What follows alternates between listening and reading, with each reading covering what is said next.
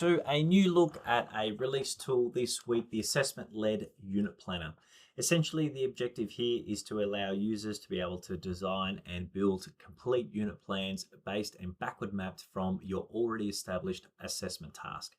This is in the scenarios where you may have a common assessment task and you would like to go on a bit of a tangent, or you would have a common assessment task between schools and you would like to design a unit based on a set of defined learning objectives or a focus for the unit plan, or maybe even a concept of inquiry.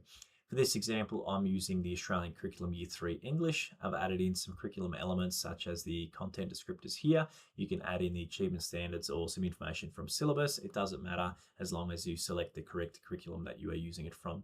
My preferred instructional strategy is the explicit instruction model, and I'm running this for 6 weeks and 4 lessons per week, and added in my common assessment tasks that I'm using, and I've added in a little bit of guidance in what I'd like the students to look at. We're looking at literacy devices, self-reflection, and how to express that through text and other communication modes. I'll run the tool and you'll be given your unit plan download link here at the bottom that you can click, and we'll download the Word doc.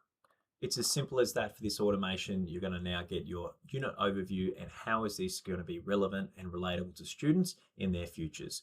An overview of the learner objectives, where you're going to get students to demonstrate their learning outcomes, the key skills and knowledge that they're going to be able to define and be able to demonstrate through the unit. My weekly overviews, but also how is this mapped to the curriculum that I've supplied, and the achievement levels and the requirements, or what the observable characteristics are for the students to demonstrate a part of the assessment that you supplied, linking with the curriculum.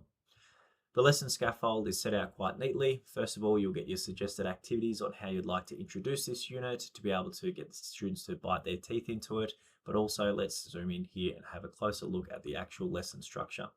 You'll get, for me, the explicit instructions model, and down the bottom, you'll also get your exit ticket and resources. This is your lesson scaffold, your learning attention success criteria, the adjustments for the activities, what is the focal point of the high impact teaching strategy that you can employ in one of the tasks from the lesson, formative assessment, and also how is this lesson linked to the assessment, so you can stay in line and stay on target towards the assessment that you've supplied.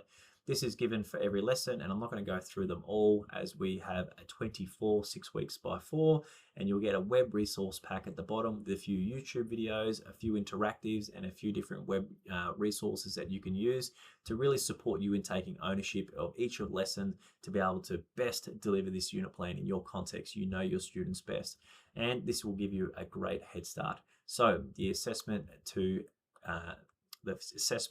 unit plan generator, ready to use now on Teacher Assistant.